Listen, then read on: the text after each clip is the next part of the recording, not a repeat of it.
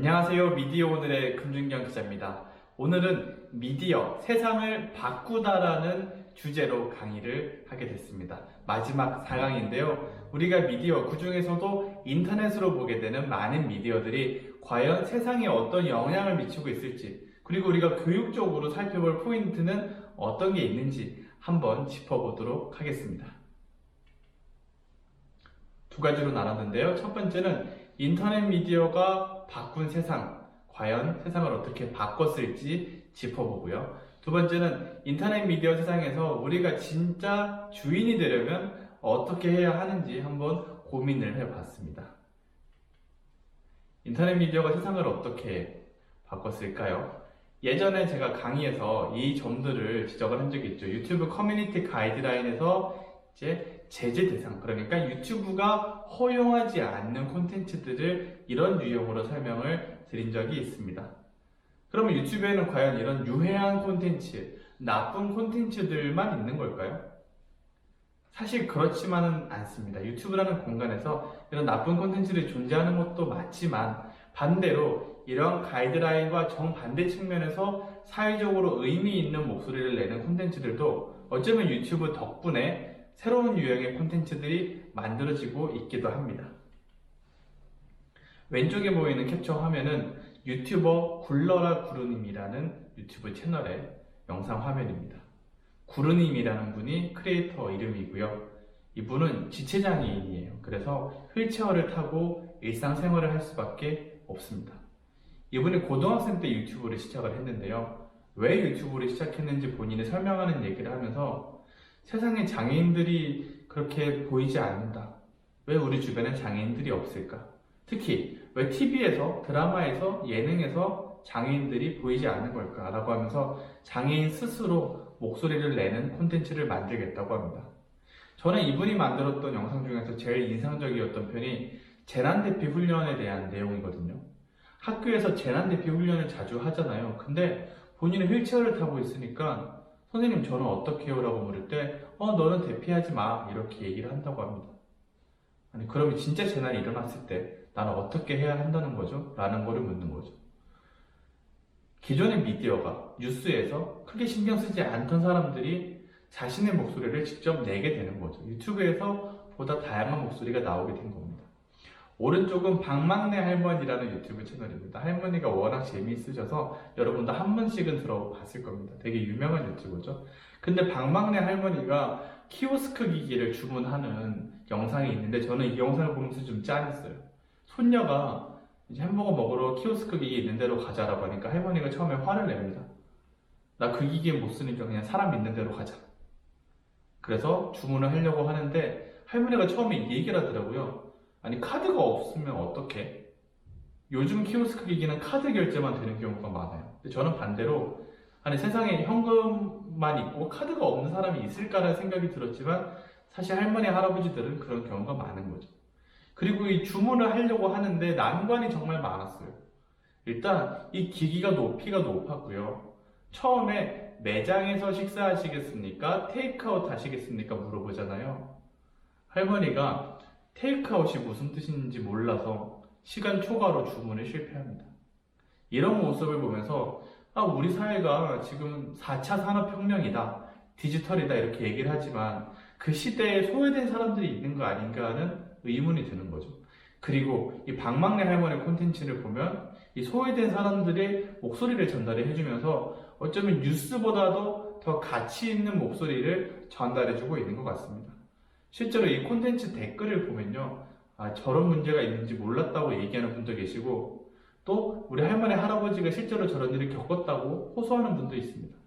그런 점에서 정말 사회적으로 공적인 역할을 하는 콘텐츠였지 않나라는 생각이 듭니다. 그리고 유튜브 공간에서는 굳이 기자가 아니어도 PD가 아니어도 스스로 언론인, 저널리스트, PD가 될 수도 있을 것 같습니다. 최근에 N번방 사건이 정말 많은 사회적으로 논란이 됐었죠. 그리고 이 사건이 청소년들이 해당이 되기 때문에 더 큰 사회적인 지탄을 받았던 것 같습니다. 근데 이 사건을 누가 밝혀낸지 아세요?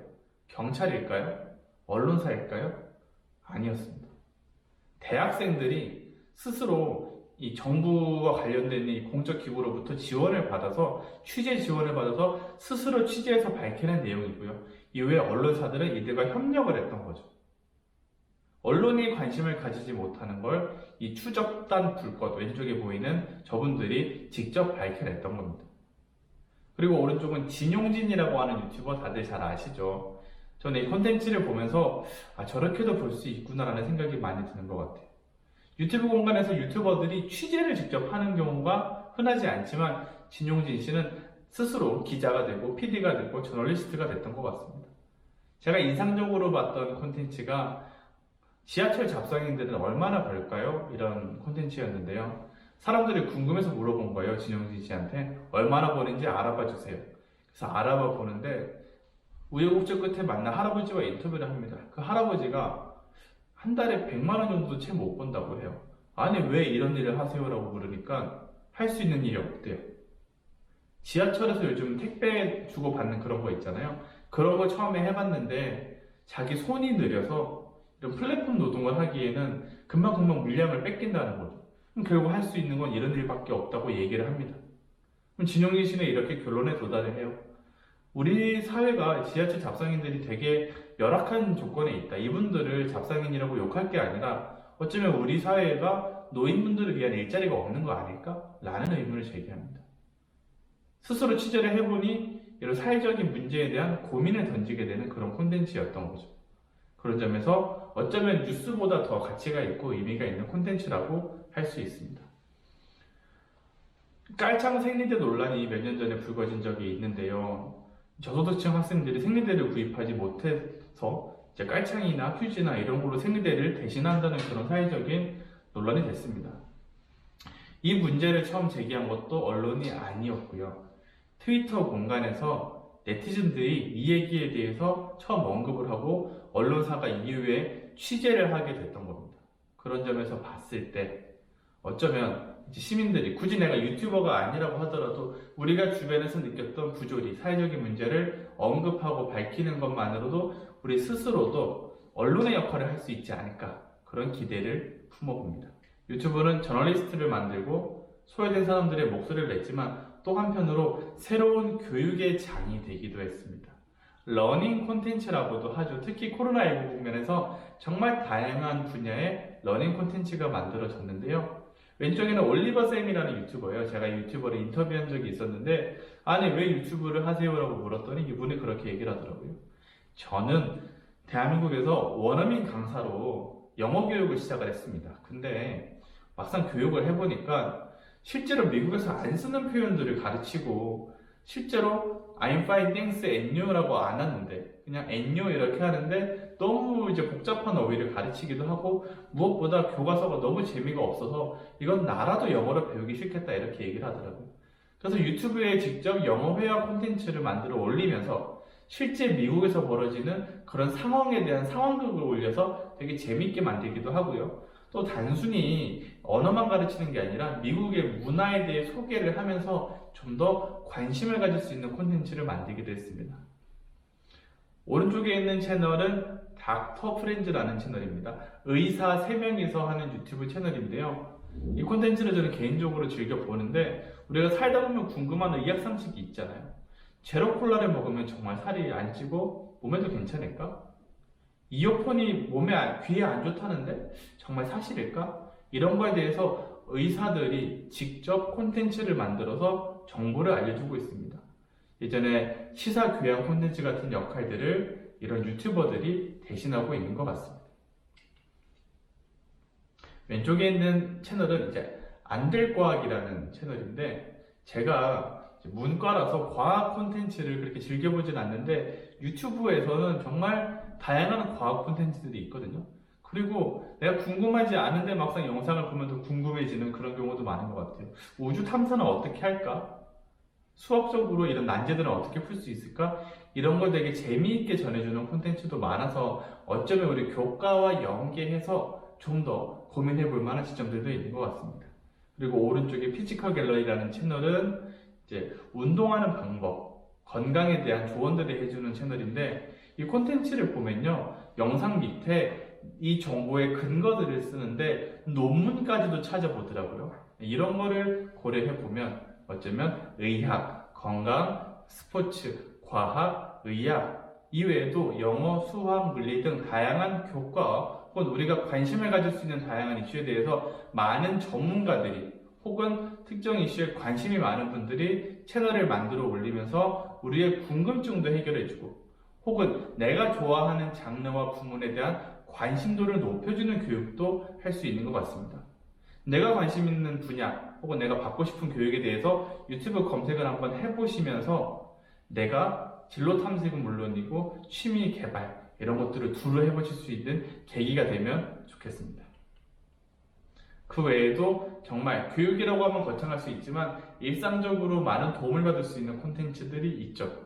세탁, 머리 드라이, 다림질, 넥타이 매는 법까지. 요즘 10대들은 사람들이 궁금해한 게 있으면 포털이 아니라 유튜브에서 검색을 한다 그러잖아요.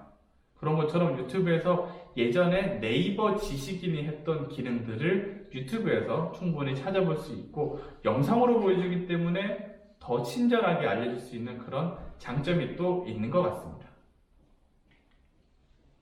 지금까지 4강에 거쳐서 인터넷 미디어 세상 전반에 대해 알아봤는데요. 저는 마지막으로 이 점을 꼭 강조하고 싶습니다. 인터넷 미디어 세상에서 우리가 어떻게 주인이 될 수 있을까? 첫 번째는 가짜뉴스에 대한 얘기를 역시 안 할 수가 없죠. 이전 시간에도 말씀을 드렸는데 우리가 가짜뉴스에 당하지 않으려면 저는 다음과 같은 이 가이드라인들을 기억해 두면 좋을 것 같습니다. 실제로 이 가이드라인들은 미디어 리터러시 교육을 할 때 많이 쓰는 가이드라인들을 제가 정리를 한 거거든요. 예를 들어서 특정한 정보를 봤을 때 240번 버스 논란처럼 혹은 요즘 연예인의 인성과 관련된 논란이 많잖아요. 그런 거를 보고 이게 의혹이 불거졌을 때 이게 정말 출처가 분명한지 혹은 내가 본문을 끝까지 읽어봤는데 제목에 담긴 의미가 맞는지 그리고 가장 중요한 거는 당사자의 입장과 주장이 여기에 반영이 됐는지 또 포털의 팩트체크 기사를 찾아보고 이외에 이미지일 경우엔 이미지 검색을 해보는 경우도 있고요. 무엇보다 저는 제일 중요한 게 신중함이라고 생각을 합니다. 지금 논쟁이 벌어지고 있어요. 특정한 연예인에 대한 저격글이 올라왔는데 그 연예인은 입장을 아직 안 냈어요. 그러면 저 연예인 알고 보면 저런 사람이었대 라고 단정하기 앞서서 아직 당사자의 입장을 안 들어봤으니 판단하기에는 이르다라는 생각을 갖고 함부로 공유하지 않으면 좋겠다는 생각이 들기도 합니다. 그리고 팩트체크라는 게 꼭 언론만 할 수 있는 건 아니거든요. 한 손이 보이죠? 이 손이 예전에 강원도에 큰 화재가 벌어진 적이 있었어요. 당시에 소방관이 손이 이랬대요. 이 물집이 정말 동전만한 물집이 잡혀 있죠. 그래서 당신에게 진심으로 존경과 경의를 표합니다. 이런 글이 인터넷에 올라오고 정말 유명한 분들도 이 글을 많이 공유를 했더라고요. 저는 이거를 보면서 저 손이 정말 그 강원도 소방관의 손일까라는 그런 의문이 문득 들어서 구글에서 이미지 검색 기능이 있거든요. 이 이미지를 검색을 해봤습니다. 키워드 검색과 이미지 검색이 거의 같은 원리라고 보면 되는데 이미지 검색을 하면 그 이미지가 인터넷에 있는 유사한 이미지, 똑같은 이미지가 검색이 잡히는 거죠. 근데 검색을 해보니 중국어로 된 이미지가 많아요. 그래서 시간 순으로 가장 과거 순부터의 사진과 이 사이트들을 보니까 알고 보니 중국 언론에 보도가 되어 있는 중국 소방관의 손이었던 겁니다. 물론 이런 이 소방관의 손이 일종의 해프닝이고 정말 사회적으로 누군가에게 피해를 끼치지는 않았지만 이런 식으로 퍼지는 정보들이 알고 보면 누군가에 피해를 끼치기 위한 목적으로 만들어졌을 수도 있는 거죠. 우리가 언론인이 아니기 때문에 나는 그거 사실인지 아닌지 모르겠어 라고 할 게 아니라 이미지 검색만으로도 직접 나도 팩트 체커가 될 수 있는 그런 대응을 해보는 것도 좋은 방법이라고 생각을 하고요.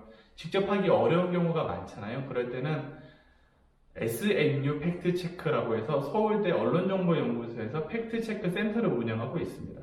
네이버랑 연동이 되어 있으니까요. 이 사이트에 방문해서 지금 사회적으로 쟁점이 되는 게 사실인지 아닌지 찾아볼 수 있고요. 또 최근에 팩트체크넷이라는 사이트도 오픈했는데 여기에 여러 언론사들이 참여를 하고 있어서 사람들이 궁금해한 거 여러분이 이런 거 팩트체크 해주세요 라고 말씀을 남기면 다른 시민들과 그리고 전문가들이 함께 팩트체크를 하는 개념으로 대응을 해볼 수도 있습니다. 뒷광고는 어떻게 우리가 판단할 수 있을까요? 사실 뒷광고 논란이 되기 전부터 저는 이 기만적 광고 얘기를 많이 했었는데 이런 내용들을 살펴보시면 좋습니다. 가장 중요한 건 광고 여부를 명시하느냐 아니냐, 그리고 내용에서도 장점만 말하지는 않는지, 또 특정 제품의 단점을 얘기하지만 뭔가 치명적인 단점을 외면하는 건 아닌지, 그리고 동시다발적으로 특정 제품 리뷰 콘텐츠가 급증하게 되면 기업에서 여러 크리에이터들에게 동시에 부탁하는 경우가 많기 때문에 의심해볼 필요가 있습니다. 최근에 대도서관이 플레이스테이션 5라는 최신 게임기를 구입해서 언박싱하는 영상인데 왼쪽 하단에 무슨 문구가 보이시죠?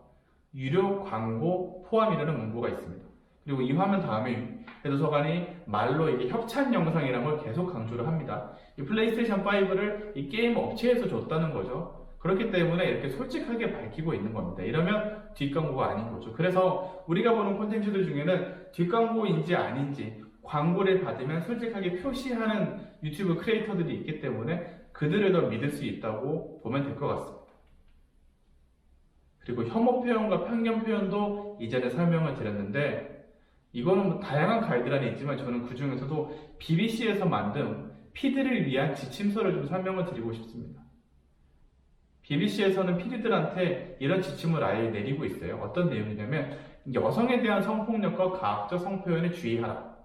여성과 남성의 행동에 대해 고정관념을 반영해서는 안 된다.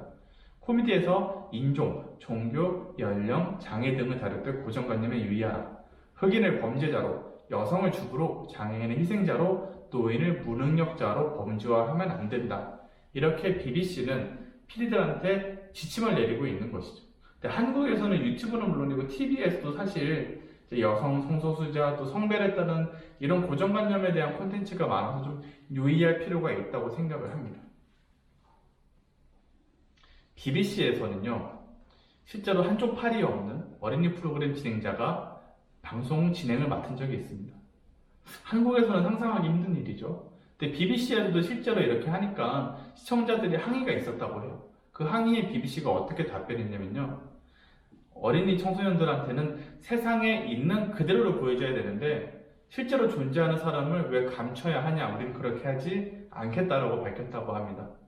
그러니까 세상에 다양한 사람들이 있고 그들이 문제가 있거나 잘못된 게 아니기 때문에 그들의 미디어가 더 잘 보여주는 것이 중요하다는 것이죠.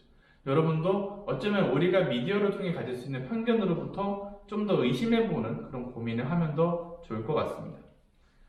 최근에 개인적으로 봤던 이제 리드 드라마인데요. 워킹데드라는 미국 드라마예요. 좀비가 나오는 드라마고 우리나라 한국 사람이 스티븐 연이 주연이라서 화제가 되기도 했었죠. 저는 이 드라마를 보면서 이 제작진의 고민이 느껴졌어요. 아랍계 주인공이 등장하는데 저 아랍계 주인공은 의사로 등장합니다. 그리고 흑인 주인공은 목사로 등장해요. 그리고 아시아계가 출연하기도 하죠. 마치 일부러 그런 것처럼 주요한 배역에 일부러 다양한 배역들을 선정을 하고요. 또 흑인이면 무조건 몸을 쓰는 일을 할 거야, 그런 육체적인 편견을 버리게 하기 위해서 오히려 목사나 의사 같은데 백인이 아닌 다른 인종을 넣어서 콘텐츠를 만들게 됐습니다. 어릴 때부터 이런 콘텐츠를 보고 자라면 그냥 오락물이지만 인종이 어느 인종이 더 열등하진 않아 라는 생각을 가질 수가 있겠죠. 이건 물론 미국이 인종차별로 인한 사회적인 문제가 많았던 국가이기 때문에 콘텐츠를 만드는 사람들이 아예 그런 고민을 하면서 만들거든요. 그런 점에서 한국과는 차이가 있지만 어쩌면 대한민국도 점점점 많은 민족과 인종이 뒤섞이는 국가가 되어가고 있기 때문에 그런 점에서 우리도 다른 국적의 사람들, 다른 민족의 사람들에 대해서 좀 많은 편견을 가지지 않았으면 좋겠습니다. 그리고 나쁜 콘텐츠를 볼 때 유튜브, 페이스북에는 신고 기능이 있죠. 저는 나쁜 콘텐츠를 보면 과감하게 신고를 눌러야 된다고 생각을 합니다. 우리가 모든 걸 바로잡을 수는 없지만 신고하는 것만으로도 세상은 조금씩 바뀔 수가 있고요. 프로듀스 101 이 콘텐츠가 순위 조작 논란이 있었잖아요. 그래서 최근에 PD들이 실형을 받았어요. 처벌을 받은 거죠. 실제로 순위 조작이 밝혀져서. 근데 이 순위 조작을 누가 밝혀냈나요? 이번에도 기자들이 밝혀낸 게 아니죠. 팬들이 의심이 가서 직접 기금을 모아서 운동을 하고 변호사를 선임하고 언론에 대응하면서 만들어낸 변화거든요. 우리가 일반적인 시청자일 뿐만 아니라 적극적으로 신고하고 능동적으로 행동하면서 이런 사회적인 문제까지도 바꿔낼 수 있는 힘이 있다고 생각을 합니다. 정리하자면 인터넷 미디어는 우리에게 도구라고 생각을 해요. 우리가 어떻게 활용하느냐에 따라서 세상을 더 나쁘게 만들 수도 있고요. 아니면 우리를 더 즐겁고 윤택하고 세상을 긍정적으로 바꿀 수도 있다고 생각을 합니다. 제가 처음 강의 때 보여드렸던 타임지 표제 기억나시죠? 인터넷 세상의 주인이 됐다. 당신이 주인이 됐다는 표현을 갖고 있는 표지였는데 그로부터 15년이 지났습니다. 지금 이 시점에서 우리가 봤을 때 과연 우리는 제대로 된 주인이라고 할 수 있을까요? 단순히 우리가 콘텐츠를 만드는 것만이 주인이 아니라 더 나은 콘텐츠, 사회적으로 더 보탬이 되는 콘텐츠를 만들고 더욱 능동적으로 행동할 수 있는 그런 소비자가 됐는지까지도 점검해 볼 필요가 있다고 생각합니다. 당시 타임즈는 사람들이 콘텐츠를 만들기만 하면 능동적일 거라고 생각하지만 지금에 와서는 나쁜 콘텐츠가 워낙 많아졌기 때문에 더 나은 뉴가 되기 위해 노력을 해야 한다는 것이죠. 제가 책에 넣었던 일러스트이기도 한데요. 저는 이 인터넷 환경의 일종의 생태계라고 생각을 해요. 저작권 위반, 초상권 침해, 가짜뉴스 혐오 표현 이외의 나쁜 표현들을 누군가가 걸러내고 더 좋은 생태계를 가꿔야 하는 것이죠. 그 생태계를 바꿀 수 있는 것은 바로 우리 유인 것 같습니다. 그래서 이번 강의를 계기로 조금이라도 콘텐츠에 대해 의심을 하고 고민을 하고 또 더 나은 콘텐츠를 위해서 함께 생각을 해보면 더 좋은 기회가 될 것 같습니다. 지금까지 동대문구 교육비전센터 교육방학 온캠프 생각에 크는 인문학 특강 미디어오늘 금준경 기자였습니다. 다음에 다시 만나요.